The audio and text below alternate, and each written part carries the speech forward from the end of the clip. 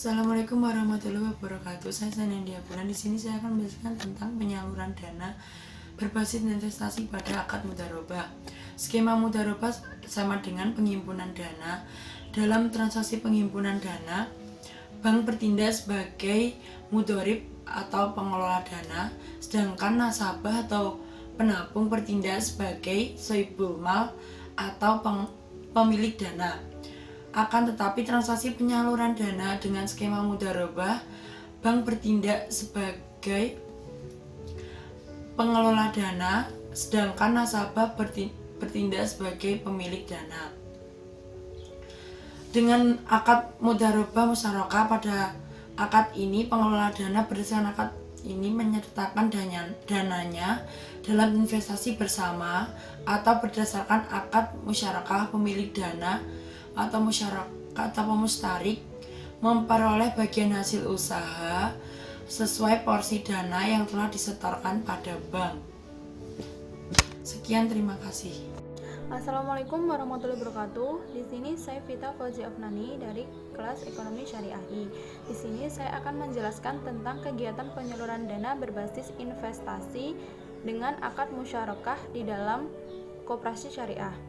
Di sini, dalam penyaluran dana investasi dengan akad musyarakah ada dua belah pihak di dalamnya, yaitu sohibul mal dengan mudharib, di mana sohibul mal dengan mudharib akan bersepakat dan berkontribusi di dalamnya atau dalam usaha tersebut. Jadi kedua belah pihak berkontribusi di dalamnya.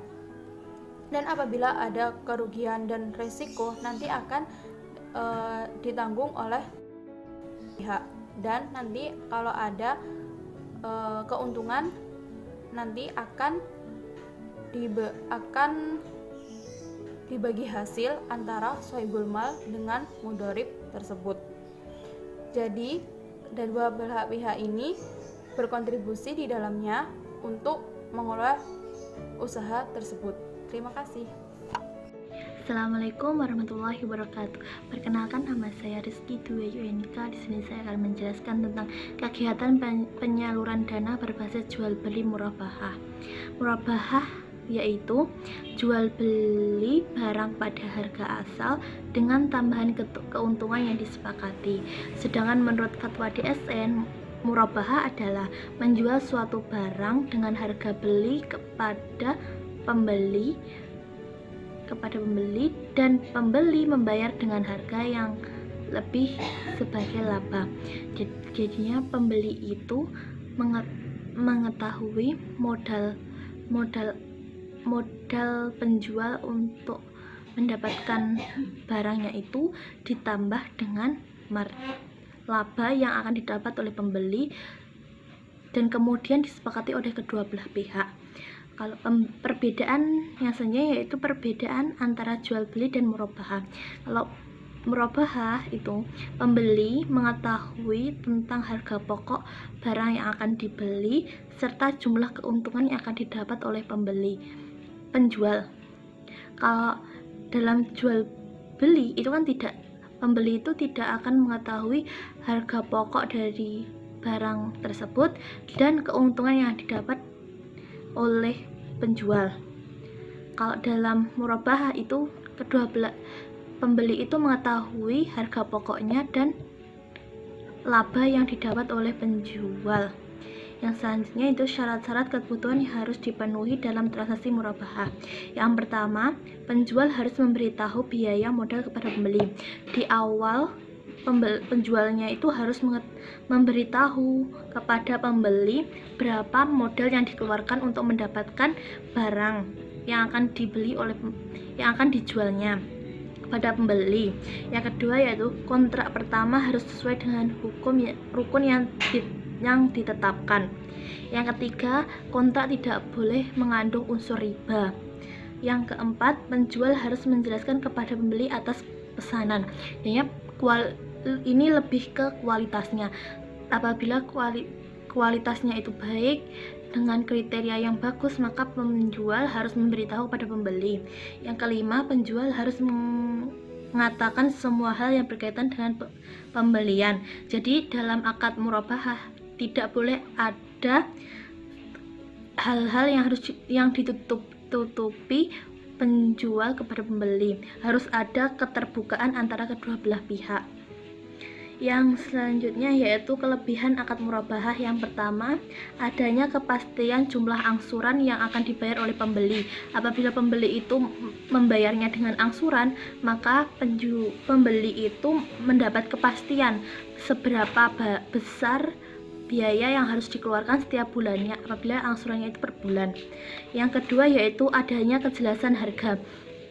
Nah, di murabahah itu penjual memberitahu kepada pembeli berapa harga pokok yang dikeluarkan untuk mendapatkan barang tersebut.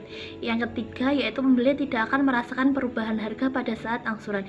Nah, di sini pembeli itu tidak akan merasakan angsuran per bulan itu naik maupun turun, itu sama setiap bulan. Jadinya pembeli itu tidak akan merasakan harus tambah setiap bulannya. Jadinya itu sama, semisal 1 juta per bulan, jadinya sampai akhir penyelesaian pembayaran itu 1 juta terus, tidak ada tambahan sedikit pun.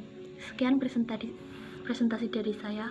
Assalamualaikum warahmatullahi wabarakatuh. Saya Ida Suara. Di sini saya akan menjelaskan tentang kegiatan penyaluran dana berbasis jual beli. Salam dan istisna. Yang pertama, salam adalah pembelian barang dengan penyerahan yang ditangguhkan sedangkan pembayaran dilakukan di awal. Skema salam, pembeli melakukan akad salam dengan penjual, kemudian pembeli membayar pemesanan kepada pihak penjual. Setelah kegiatan pembayaran, pihak penjual mengirimkan barang kepada pihak pembeli. Selanjutnya adalah kegiatan akad istisna. Istisna berarti suatu perjanjian jual beli antara pemesan dan produsen di mana barang yang akan diperjualbelikan harus dipesan terlebih dahulu dengan kriteria yang jelas. Perbedaannya dengan salam hanya terletak pada cara pembayarannya. Saat pembayaran harus di muka, sedang pada istisna boleh di awal, di tengah, atau di akhir. Skema istisna, pemesan melakukan pemesanan barang kepada produsen, kemudian pihak pemesan dan produsen melakukan akad, pihak pemesan melakukan pembayaran kepada produsen, kemudian produsen memproduksi barang. Setelah barang sudah jadi, pihak produsen mengirimkan barang kepada pemesan. Assalamualaikum warahmatullahi wabarakatuh. Saya Siti Hulu Ilmakni Mutaharoh. Di sini saya akan menjelaskan tentang kegiatan penyaluran dana berbasis jasa dalam koperasi syariah.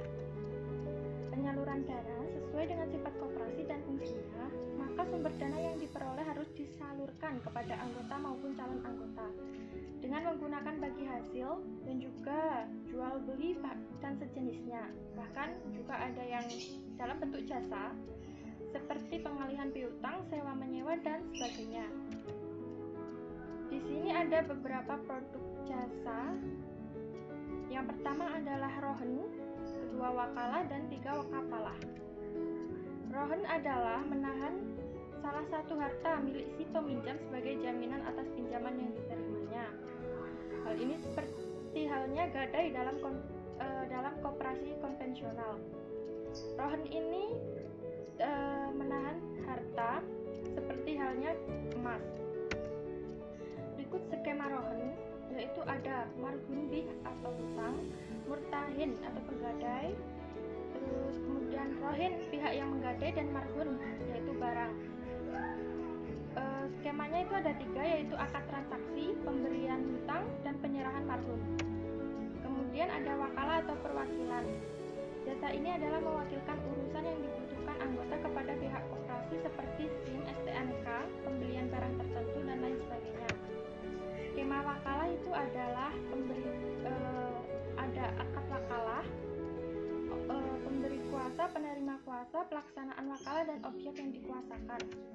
Kemudian ada kafalah atau penjualan, yaitu jaminan yang diberikan oleh koperasi atau penanggung pada pihak ketiga untuk memenuhi kewajiban anggotanya.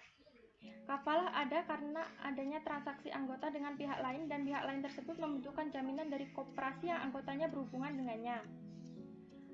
Kemudian ada skema kafalah, yaitu ada kafil atau penanggung, maf'ul atau pihak ketiga, dan maf'ul alaih atau pihak yang ditangguhkan. Untuk kegiatannya itu ada akad kafalah. Sekian, wassalamualaikum warahmatullahi wabarakatuh. Nama saya Yunita Febrianti Eka Putri. Saya akan menjelaskan kegiatan MAL Koperasi Syariah. Koperasi menyelenggarakan kegiatan MAL dalam rangka pemberdayaan anggota dan masyarakat di bidang sosial dan ekonomi. Kegiatan MAL dilakukan melalui penghimpunan dan pengelolaan dana zakat, infak, sedekah, wakaf, dan dana sosial lainnya sesuai dengan peraturan perundang-undangan dan prinsip syariah. Kegiatan MAL wajib dilaporkan dalam sumber dan penggunaan zakat, dana zakat, infak, sedekah, wakaf, dan dana sosial lainnya, terpisah dari laporan keuangan kegiatan usaha koperasi. Contoh dari kegiatan MAL adalah yang pertama, zakat. Zakat yaitu memberikan sebagian harta untuk menyucikan diri. Contohnya, zakat saat di bulan Ramadan, dan juga zakat mal yang dilakukan setiap 1 tahun sekali saat jumlah harta sudah mencapai hisab. Yang kedua, infak. Infak artinya memberikan bantuan dalam bentuk harta benda.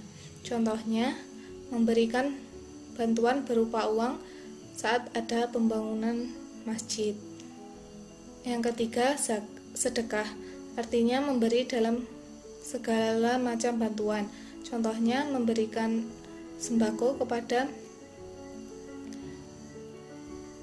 nenek-nenek lansia.